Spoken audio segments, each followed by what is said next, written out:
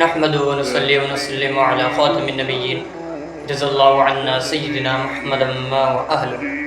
اللہ تبارک و تعالی نے قرآن کریم میں کئی مقامات پر ارشاد فرمایا ہے کہ اگر تم نہیں جانتے تو اہل علم سے سوال کرو۔ جہاں اللہ تبارک و تعالی نے اہل علم سے سوال کرنے کا حکم دیا ہے، وہیں پہ اللہ تبارک و تعالی نے کئی مقامات پر اہل علم کے ادب کا بھی جو ہے ہمیں حکم دیا ہے۔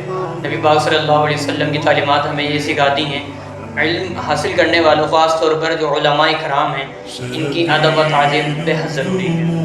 یہ بات بھی یاد رکھنے کی ہے کہ جب کوئی عالم دین بہت بڑا کام کر رہے ہوتے ہیں تو ہمیں نہیں معلوم ہوتا کہ یہ جس لیول پہ کام کر رہے ہیں ان کے نزدیک کیا ضروری ہے کیا ضروری نہیں ہے۔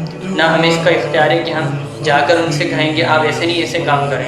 ہاں البتہ مشورہ دینا چاہیں تو دے سکتے ہیں، لیکن ہمارے پاس یہ اختیار نہیں کہ ہم جا کے ان کو کہیں۔ حضور علیہ الصلوۃ والسلام کا فرمان ہے کہ العلماء ورثۃ الانبیاء، یعنی علماء نبیوں کے وارث ہیں۔ اچھا، علماء کی جہاں اتنی فضیلتیں بیان کی گئی ہیں، وہاں علماء کی تعظیم کا بھی ہمارا دین مدین بہت درس دیتا ہے۔ یہ بات یاد رکھنے کی ہے کہ ہمارے جتنے بھی اکابر علماء ہیں ان پر کسی بھی قسم کی انگلی اٹھانا جائز نہیں ہے۔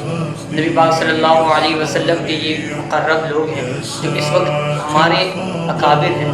یہ بھی بات یاد رکھنے کی ہے کہ کئی لوگ ایسے ہیں جو مفتی منیب الرحمان صاحب اور دیگر اکابرین پر جو ہے طعن و تشنیع کر رہے ہیں، کہہ رہے ہیں کہ یہ غیروں کے ساتھ بیٹھ گیا تو انہوں نے یہ کر دیا، تو انہوں نے اعلیٰ حضرت کی تعلیمات کو چھوڑ دیا۔ سب سے پہلی بات یہ یاد رکھیں، اعلیٰ حضرت نے جتنے فتوے دیے، جتنی باتیں کہیں، ساری ہمارے سراغوں پر، اور بے شک اعلیٰ حضرت نے حق فرمایا، لیکن وہ 100 سال پہلے کی باتیں تھیں، اب دور چینج ہو چکا ہے۔ اور ہمارے جو اکابر ہیں، اعلیٰ حضرت اکابر تھے اس دور کے، اب جو اکابر ہیں مفتی منیب الرحمان صاحب جو اس وقت پورے ہمیں لیڈ کر رہے ہیں، تو وہ بہتر جانتے ہیں کہ کون سا کام کب کرنا ہے۔ اگر وہ غیروں کے ساتھ بیٹھے ہیں تو اس میں کوئی بات ہوگی تبھی تو بیٹھے ہیں، ایسے تو نہیں بیٹھے۔ اور اس وقت آپ کے سامنے عالم اسلام کا حال ہے کہ جب فلسطین میں ظلم ہو رہا ہے، مسلمان جہاں پر بھی ان پہ ظلم ہو رہا ہے، کہیں معیشت کے ذریعے ظلم ہو رہا ہے تو کہیں جبر و ستم کے ذریعے ظلم ہو رہا ہے، تو ظلم تو ہو رہا ہے مسلمانوں پر۔ تو اس دور میں ہمیں ایک ہونا اتنا ضروری ہے۔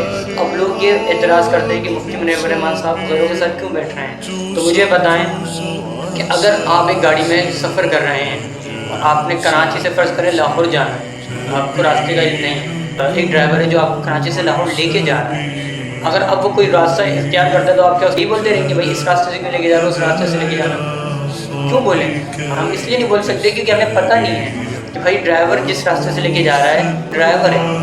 یہی بات آج ہماری ہے کہ اگر مفتی منیب الرحمان صاحب ایک کام کر رہے ہیں، سمجھیں کہ وہ ایک گاڑی چلا رہے ہیں اعلیٰ سنت کی، اور ان کے اوپر اس قدر ذمہ داریاں ہیں کہ اگر اس ٹائم ہم ان کا ساتھ نہیں دے سکتے تو ان پر طعن و تشنیع تو نہ کریں۔ وہ بہتر جانتے ہیں کہ کس کے ساتھ بیٹھنا ہے کس کے ساتھ بیٹھنا نہیں۔ اس وقت امت میں اتفاق ہونا ضروری ہے۔